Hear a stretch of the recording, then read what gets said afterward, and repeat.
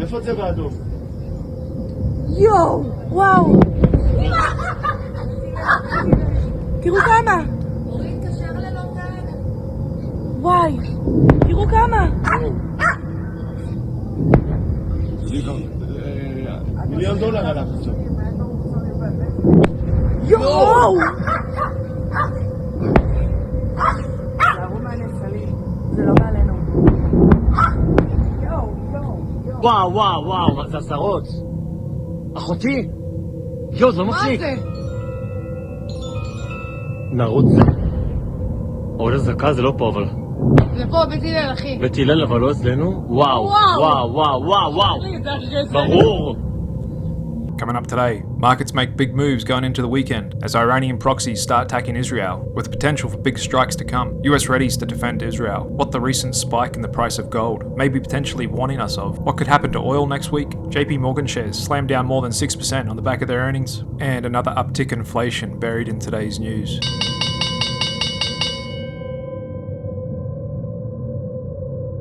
And welcome back everybody to what was indeed a spicy Friday session across financial markets. As we potentially sit on the cusp of the biggest regional war in the Middle East many of us have seen in our lifetimes. With markets moving anxiously, priced that possibility in, we've got the S&P 500 actually closing below the low of that big bearish engulfing candle we got a week and a half ago, with the short-term trend turning down. And there was quite a lot of selling today, even in energy stocks, the only sector below their 5-day moving average. All other sectors below their 20-day, with a few now below their 50-day. And looking across the market picture, we've got volatility, yields, the dollar inflation expectations uptrending across the board, and we got a sizable spike in volatility today. VIX actually getting above 19 for the first time in many months. However, stick with me today because I'm going to come back and dive into the charts and show you why it may not be all that it appears. So we've all been hearing about the news of Iran potentially about to launch large-scale strikes directly into Israel. Their proxy militant group, Hezbollah, has already started firing rockets from southern Lebanon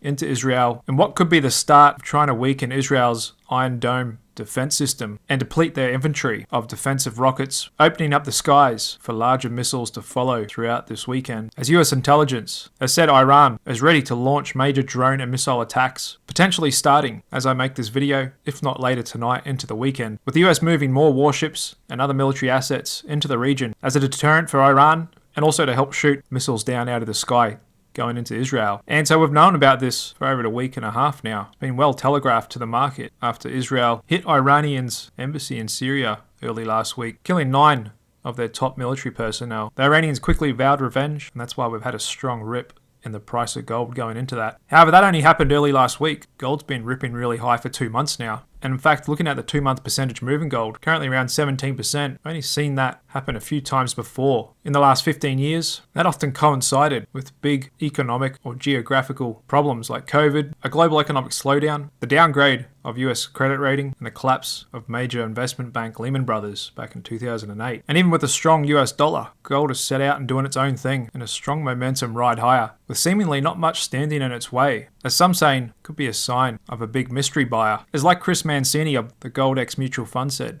gold prices typically fluctuate with the flows of money in and out of ETFs, such as GLD. However, in recent months there's been outflows from ETFs that there must be physical buyers that we aren't able to see. And like Daniel Gali of TDD Security said, there's a striking correlation between the mystery buyer's appetite and ongoing currency depreciation pressures. What's curious, he said, is that there clearly appears to be a very strong sense of urgency associated with this buying activity. However, I don't think it's a mystery buyer. I think it's safe to say it's the Chinese central bank. They've already been steadily increasing their gold reserves for over a year now, currently approaching 2,500 tons. And so we know, looking at assets under management in gold ETFs, it's actually been downtrending the last 6-9 months, well off all-time highs from a couple of years ago. And whilst public participation is starting to pick up, definitely traders and investors have been talking about it a lot these last couple of weeks. Like that previous analyst said, there's definitely a sense of urgency in this buyer's desire to accumulate it. And you can see that just looking at the daily price action of gold. After it broke out early last month, it has just charged and ripped higher in a steady pace, ripping up over 20% in a little over 5 weeks, a huge move historically for the usually low volatile asset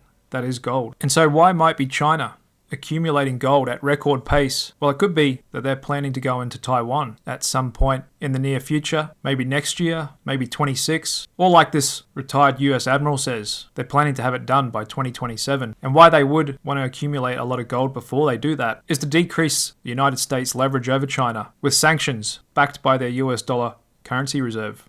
If the Chinese hold more gold, they're diversifying their reserves out of USD assets, then the US will inevitably have less sway and influence over what the Chinese want to do. And like Chinese leader Xi Jinping says, his heart is set on the reunification of the Taiwanese island back together with the mainland China. We could also be seeing similar moves with Russia and other countries looking to de-dollarize, get more of their reserves into gold, which you could kind of think of as the world's global currency that's been used by humans for over 6,000 years. And that could be why, even though we've got the Fed still talking about cutting rates, rising geopolitical tensions, normally all of that would have a flight to safety to bonds sending yields down. However, we've had the opposite these last couple of weeks. As yields climb, we're seeing more and more signs of weak demand for US Treasury bond auctions, and it's really been gold that has been the safe haven of late. However, could it be a case that what's going on over in the Middle East has already been priced in and it was a buy the rumor, sell the fact trade? We're looking at Google Trends for the search term buy gold. Latest reading, we've got it at 87. That's at an index between 0 and 100, with 100 happening last time gold peaked back in mid-2020. So the public are jumping on board the gold trade here. Us traders and investors have been talking about it a lot this last couple of weeks. In addition to oil, which has also been rallying like gold, people speculating oil could hit $100 a barrel after this attack. We've also seen defense stocks holding up a bit better than the rest of the market, and of course that big spike in the fear index today, waking up off those multi-month lows. However, the timing may not be right for Iran to launch a big-scale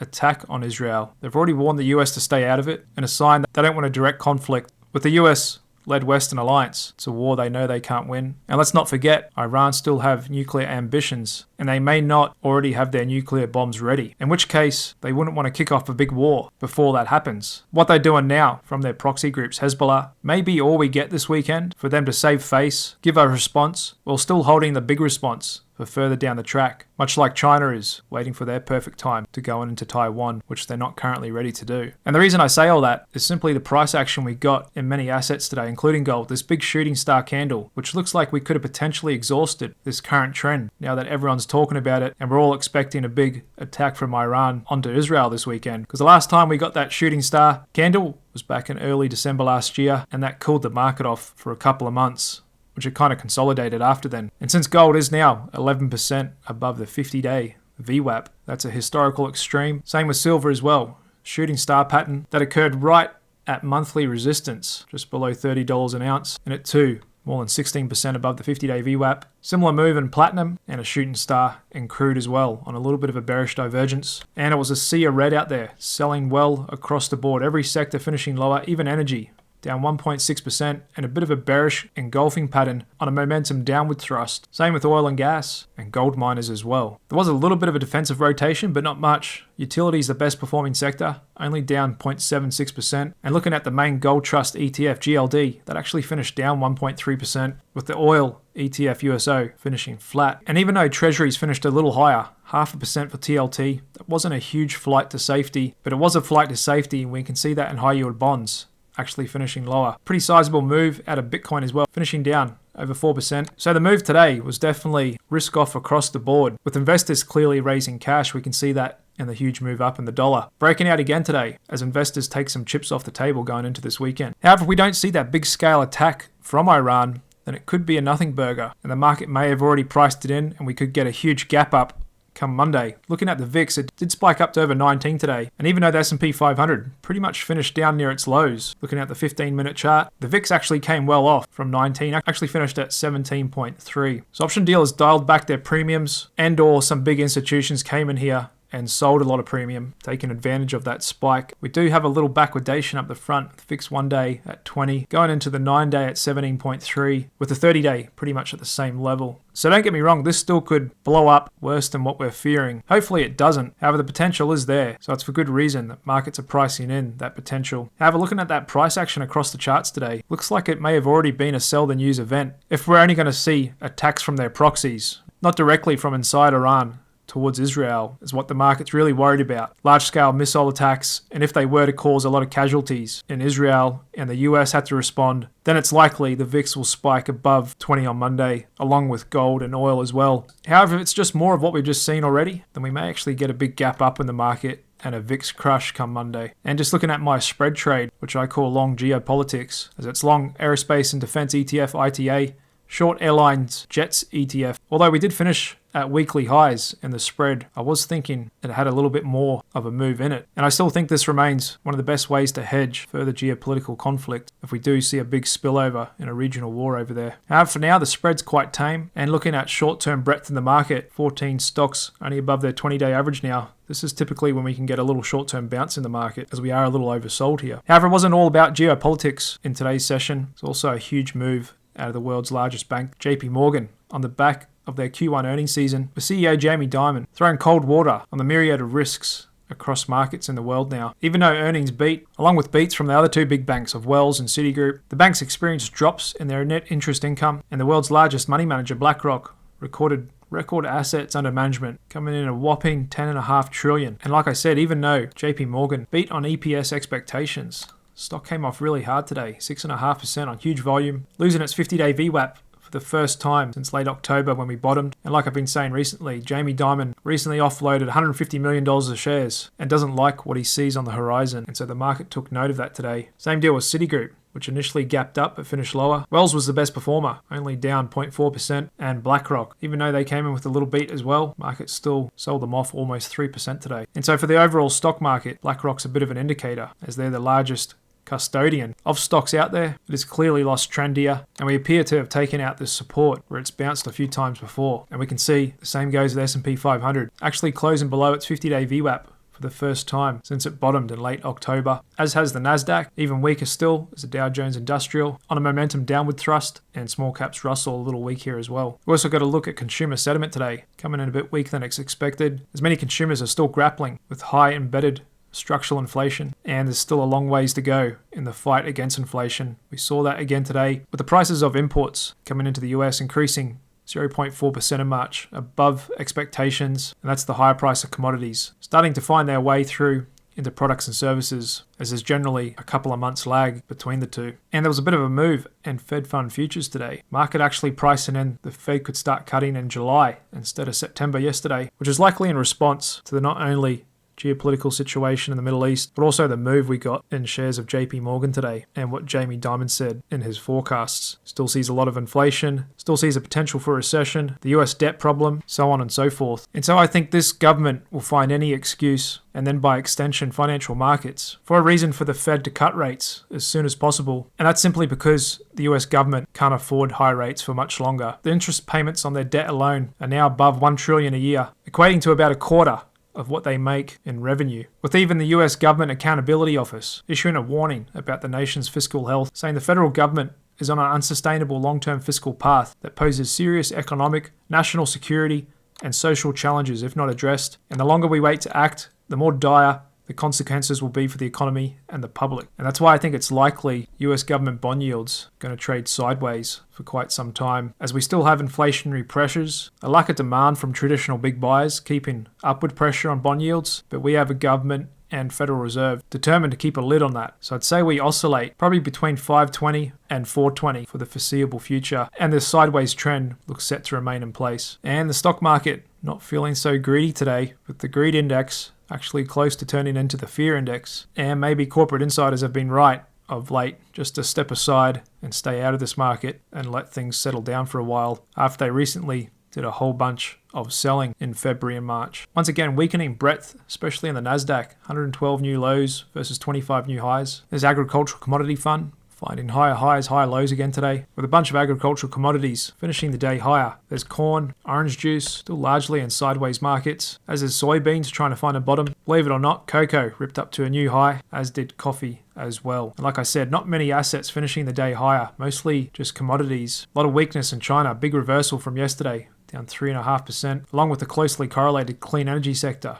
now testing these lows, still yet to put in a formidable bottom in this sector. International stock indices all finishing the day lower. However, they closed much earlier than the US session. And just looking at gold versus stocks and gold versus treasuries, we are stretched here. This weekend, an event could mark the perfect gotcha trade for the market, as a lot of people have probably piled into gold and other similar assets going into this weekend. And just looking at credit markets, it's not a whole lot of fear out there in the spread of high yield bonds versus treasuries. One could still say we're holding an uptrend here, and there was a bit of hot air coming out of the market today. We can see that in the momentum factor closing down the weakest and losing its 50-day. All of my top 10 2024 picks finishing the day lower as well. And one of the very few standouts, Apple shares finishing the day higher, holding on to its 50-day for the second day in a row after we got news yesterday of their latest chips. They're set to overhaul their Mac line of products and better handle AI apps. And believe it or not, in a sea of red, Trump Media actually finished the day higher, 0.56%, although we are selling off a bit after hours as I speak. Taiwan Semi still holding on to its 50-day, and Intel has melted away. Ever since we lost that support zone, it hasn't looked back here. And there's a look at ExxonMobil as well. Bit of a bearish candle. Same with Chevron, a downward thrust momentum. And the meme space got whacked red across the board. And make sure you come back to the Click Capital channel this time tomorrow. I'm going to do a deep dive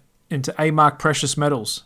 AMRK finishing the day higher. I think this stock has got a lot of potential, good valuation, and a good way to play the commodity boom, as you could kind of think of them as like a commodity dealer and exchange that benefits more from the volume and attention commodities get rather directly than the price of the underlying. And so I think you'll find my deep dive tomorrow really valuable, and I've got some real interesting things to show you about this company and some key assets they hold that you may not realize, which I find very appealing. There's a look at the defense contractors, some of which finished a bit lower today. Others came in pretty much flat. And there's a look at Israel ETF off 2.7% going into the weekend. A big turn down in Saudi stocks as well. And should come as no surprise, we don't have an ETF for the country of Iran. A little bit of flight to safety in the classic defensive stock of Walmart, and some of these regional banks not looking too good here, trading lower along with those big guys turning sharply lower, led by JP Morgan. That is a huge move there today. All right, guys, just looking at live updates as I speak. We don't appear to have anything else more out apart from those attacks from Hezbollah out of Lebanon that have all been shot down from Israel's Iron Dome defense system. There's nothing else much coming out at the moment. However, that could easily change any minute or hour. And like I said, I don't want to rule out the possibility of a large-scale attack from Iran into Israel, potentially causing a lot of casualties. However, I'd probably give it a 60-70% probability we don't see a huge response, because Iran wants to keep building their nuclear program and put themselves in a much better position if they do want to have a large-scale war with Israel. They also don't want to get into a conflict with the Western Alliance. They know that's a good excuse for us to wipe out their leadership and disarm them completely. And so I think they'll just keep instructing their militant proxies to do some localized attacks to help save face, as they did promise a response, and they can't do nothing. They have to do something. And just looking at the price action across key assets today, it looks like it was already a sell the news event, and we could potentially have a big gap up on Monday if we keep only seeing attacks from militant groups, not big scale attacks coming directly out of Iran. At the end of the day, none of us really knows exactly what's going to happen. All we can do is follow the price action and react to what's in front of us. And of course, for the sake of innocent civilians, we hope there's no large-scale attacks either. So that's all I've got for you guys this week. Thanks very much for sticking with Click Capital. I appreciate all your support. I'm interested to hear your take on this situation, what you're seeing out there across markets, anything I might have missed, or something you may disagree with that I've said. Please let me know in the comments below this video. Otherwise, come back tomorrow for my deep dive into AMARK Precious Metals. I think you'll really enjoy that one. Have a great weekend, guys, and I'll speak to you again soon. Cheers.